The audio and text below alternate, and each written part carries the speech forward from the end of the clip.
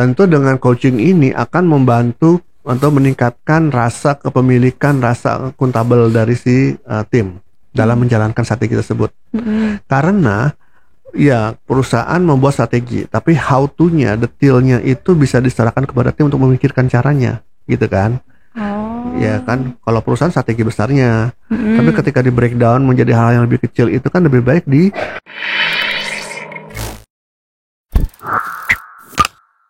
Mau tahu bagaimana strategi bisnis yang solid bisa dibangun melalui coaching? Bagaimana seorang pemimpin bisa mendorong timnya untuk mencapai tujuan bisnis yang ambisius? Yuk kita gali bersama. Halo Coach. Halo. Apa kabar Coach? Baik. Alhamdulillah.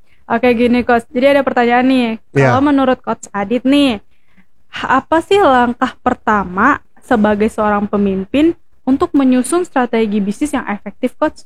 Oke, jadi kita akan bicara tentang leadership dan manajemen strategis ya.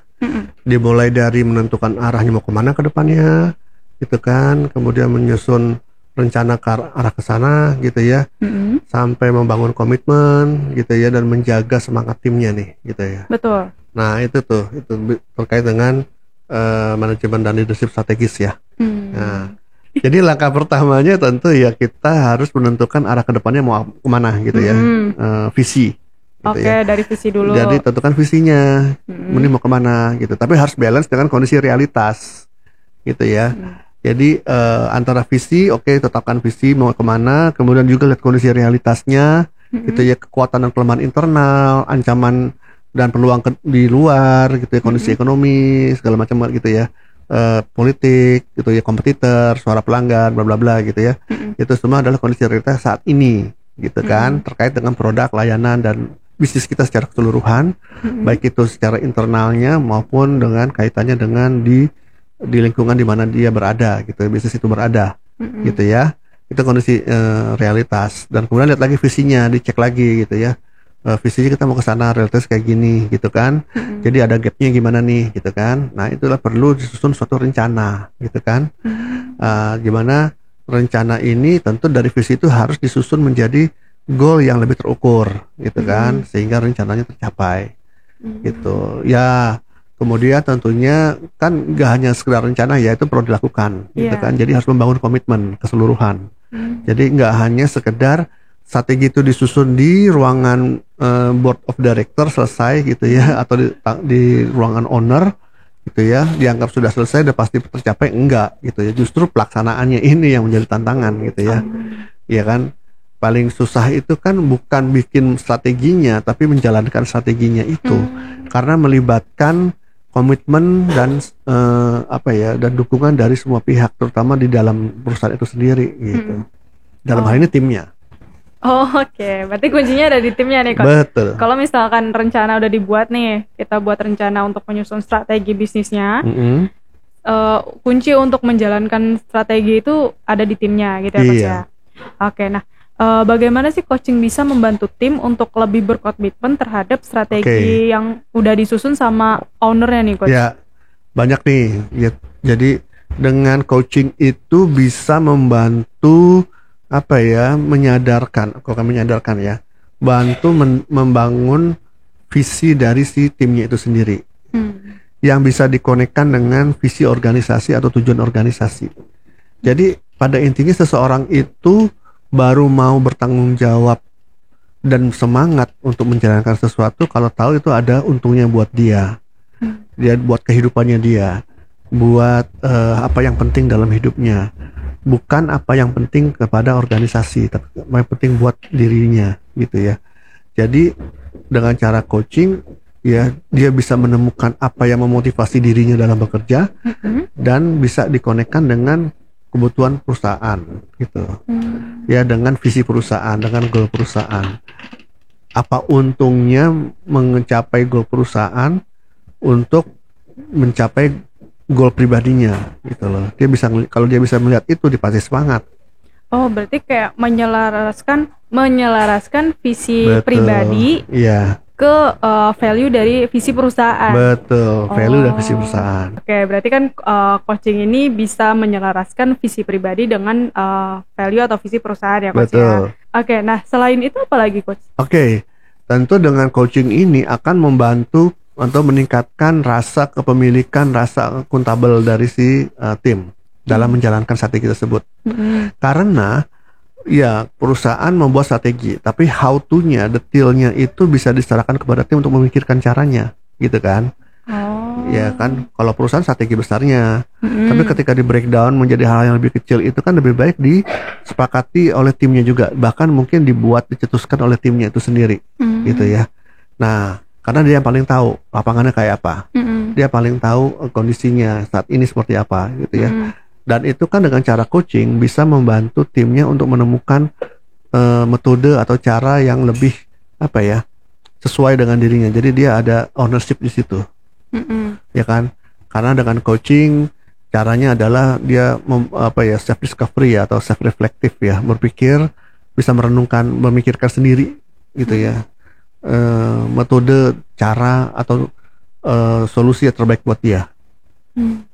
Dan ketiga mungkin peran coaching yang bisa membantu adalah karena menjalankan strategi itu kan nggak selalu mulus ya. Iya. Pasti ada masalah, kendala gitu kan, tantangan. Ya mungkin ada yang besar, ada yang kecil. Dan itu kan besar dan kecilnya juga akan mempengaruhi semangat dan komitmen dari timnya ya, motivasi lah gitu timnya, atau kondisi psikologis dari timnya gitu. Nah dengan adanya dukungan dari coaching gitu ya, akan membantu untuk bisa mengembalikan semangat dan komitmen dari tim itu ketika terjadi tantangan atau masalah yang cukup menggoyangkan mereka gitu ya, dalam menjalankan strategi ini, gitu ya. Jadi coaching itu dia bisa bantu di depannya, di tengahnya, dan di belakangnya, gitu. Oke. Apa sih peran penting pemimpin dalam memastikan tim itu tetap termotivasi dan fokus pada tujuan bisnis meskipun menghadapi tantangan? Ya tentunya yang tadi saya bilang ya, peran tim dalam hal ini adalah membangun komitmen dan menjaga motivasi tim. Caranya bagaimana? Tadi kita bicara coaching. Iya. Berarti peran pemimpin adalah yang harus mempraktikkan ilmu coaching gitu ya. Udah belajar coaching belum tuh? Nah gitu ya. Jadi harus belajar coaching dan menerapkannya, bukan hanya belajar ya, tapi menerapkannya ke tim gitu ya. Karena nggak ada gunanya belajar kalau nggak dipakai kan gitu ya. Iya. Jadi diterapkan ke tim, khususnya ketika membahas tentang implementasi dari strategi gitu ya. Jadi coachingnya bukan coaching yang sporadis aja kalau ada masalah baru di coaching gitu kan. Tapi ini coaching yang lebih strategis.